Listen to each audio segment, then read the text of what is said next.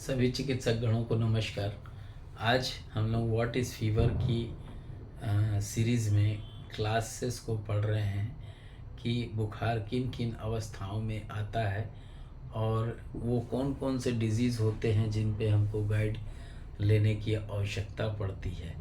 तो इसी सीरीज़ में हम आज पढ़ने जा रहे हैं सेरिब्रो स्पाइनल फीवर को, गर्दन तोड़ बुखार या सेरिब्रो स्पाइनल फीवर इसे कहते हैं।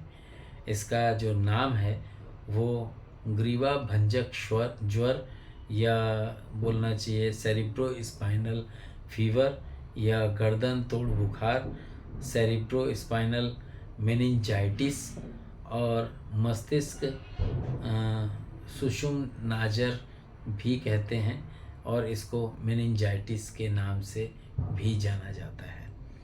अगर हम इसके परिचय की बात करते हैं, रोग परिचय के बारे में, तो मस्तिष्क और सुषुम्ना के आवरण जो होते हैं उसमें इन्फ्लेमेशन तथा शरीर की जो पेशियों के अंदर जकड़न आने लगती है, तो उन पीड़ाओं में ये लक्षण होते हैं। साथ ही साथ में त्वचा जो कि स्किन होती है उस पे विस्फोट और ज्वार आदि भी उत्पन्न होने लगते हैं।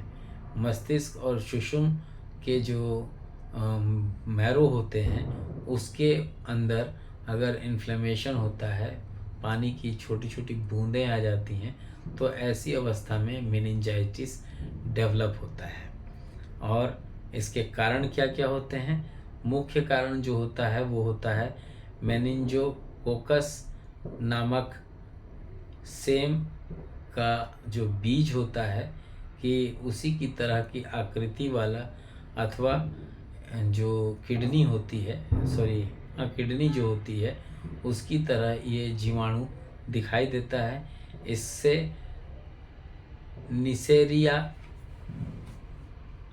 इंट्रासेल्युलेरियस भी कहते हैं। इसमें सहायक कारण क्या क्या होते हैं वो भी समझ लीजिए।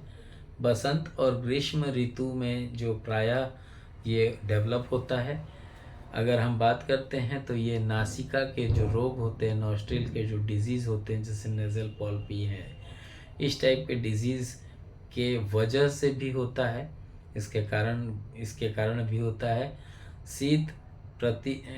शीत प्रतिशाय जो कंडीशन होती है और गले के जो रोग होते हैं उस कंडीशन में बड़े बड़े शहरों में देखा गया है कि जहाँ घनी बस्तियाँ, जहाँ स्त्री की अपेक्षा पुरुष की अधिकता होती है, वहाँ पे भी जहाँ प्रायः गरीब जनता बोलना चाहिए, जहाँ अधिक भीड़ भाड़ वाला एरिया हो, जहाँ साफ़ सफाई कम होता है, अधिक जहाँ पे लोग परिश्रम करते हैं, भय के माहौल में जीते हैं, क्रोध में जो ज़्यादा क्रोध करते हैं, मानसिक रोगी होते हैं, या यूँ कहूँ कि उनके अंदर स्पर्म क्षीणता होती है, तो ऐसे व्यक्तियों में रोग जो होता है सहायक के रूप से ये मतलब सहायक कारण ये सभी होते हैं। अगर हम रोग के लक्षण की बात करते हैं तो रोग का जो लक्षण होता है वो अचानक आने वाला अचानक आने वाला बोलना चाहिए पैथोजेंस के वजह से होता है। चिंता, घबराहट, धुंधलाहट दिखाई देती हो, वैसी अवस्था में पैखाना साफ़ नहीं होता है, स्टूल सही तरीके से साफ़ नहीं होता है और व्यक्ति हमेशा डिस्पेप्सिया या कॉन्स्टिपेशन की शिकायत करता है। कभी कभी रोगी के रोग के प्रारंभ में दोनों हाथ पैर जो होते हैं उसमें विशेषकर के जांघों की जो पेशियां होती हैं उसमें कंपन अधिक होता है। प्रारंभ में सिर से भयंकर पीड़ा और कमजोरी महसूस होती है। पहले अधिकतर लोगों को ठंड और निद्रा नहीं आती है, निद्रा भंग हो जाती है।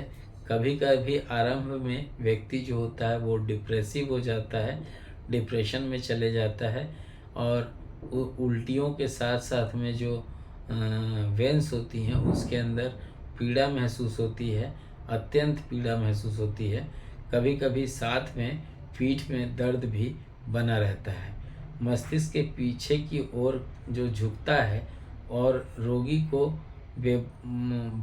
रोगी जो होता है वो कुछ भी अनाप शनाप बकने लगता है। अत्यंत दुर्बलता की उपस्थिति व्यक्ति के शरीर में देखने को मिलती है।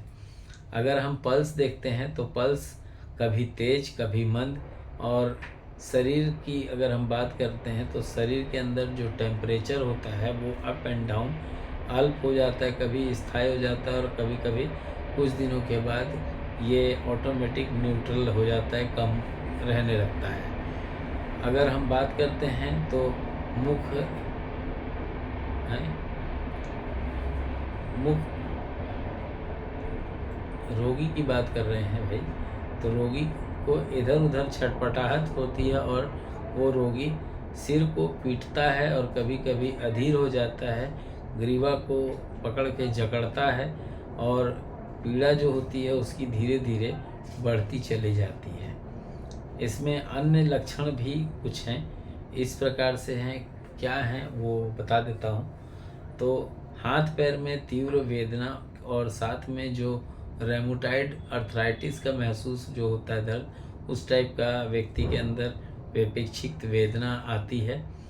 हाथ पैर और जो उसकी जो जॉइंट्स होती है वो फूल जाती है, और साथ में अगर व्यक्ति के सीरम की बात करें तो उसमें भी जो रेशियो होता है वो बिगड़ा हुआ दिखता है। मस्तिष्क के पीछे की ओर और कभी कभी सृष्ट देश टेढ़ा मेढ़ा घनुष्टकार जैसे लक्षण प्रकट दिखाई देता है।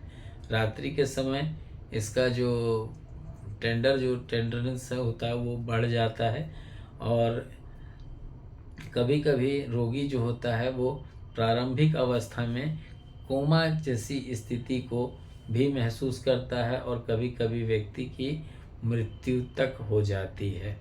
सिर दर्द के कारण जो रोगी होते हैं, जो बाल्य अवस्था में रहते हैं, वो रह रह करके चीखते हैं, उठ करके सिर हिलाते हैं और अपेक्षित हो करके ऐसा लगता है जैसे उनको लकवा मार दिया हो, ऐसी स्वभाव करने लगते हैं।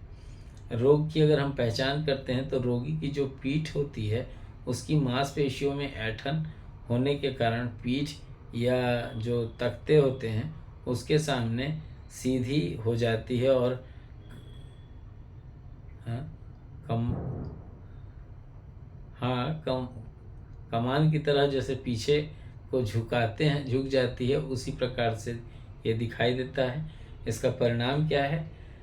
नासा मार्ग में फैलने वाले, मतलब जो नाक से नेजल से रिलेटेड फैलने वाला जो संक्रमण होता है, चाहे फिर वो मिडिल कान से रिलेटेड हो या स्लेस्मिक जो म्यूकस मेम्ब्रेन होते हैं उसके अंदर कोई इन्फ्लेमेशन आया हो। अगर हम बात करते हैं तो हाइड्रोसेफेलस हुआ हो व्यक्ति को, या भ्रमित हुआ हो, भ्रमित वाला कंडीशन व्यक्ति के अंदर हो रहा हो।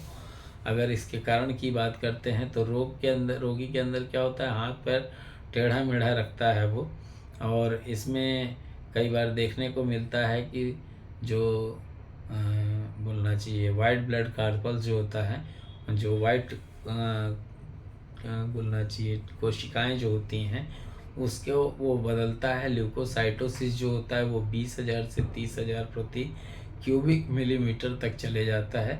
मस्तिष्क जो होता है वो मेरुतल बोलना चाहिए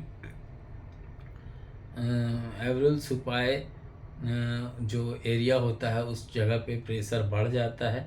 बड़ी संख्या में जो यू कोशिकाएं जो होती हैं उसकी उपस्थिति के और साथ में कल्चर करने पर मेनोजोर्निक कॉर्ड भी पाया जाता है, जो कि एक निर्णायक कंडीशंस होती है। अगर हम इसमें बात करते हैं लक्षण की, तो रोग की अवधि कई घंटों से लेकर कई दिनों कई महीनों तक होती है। घातक अवस्था 15 से 20 दिन के बाद व्यक्ति की मृत्यु तक हो जाती है। अगर हम लोग बात यहाँ पे अगर एलोपैथी में जाके बात करते हैं तो क्या करते हैं लोग, अधिक से अधिक इसमें एंटीबायोटिक वो हार्ट से हार्ट देते हैं, बट फिर भी ये कंट्रोल से बाहर हो जाता है। तो इसी के साथ मैं आज विराम चाहूँगा। मैंने जो क्लासेस दी हैं इसको थोड़ा रीड कीजिएगा। अगर आपके कोई सवाल हो तो उसको रखिएगा बना करके। नेक्स्ट क्लास जो हमारी यूट्यूब के जो हमारी गूगल मीट पे क्लास होती है उस क्लास को अटेंड कीजिएगा। काफ़ी कुछ सीखने को आप लोगों को मिलेगा। तो आज के लिए इतना ही काफ़ी है।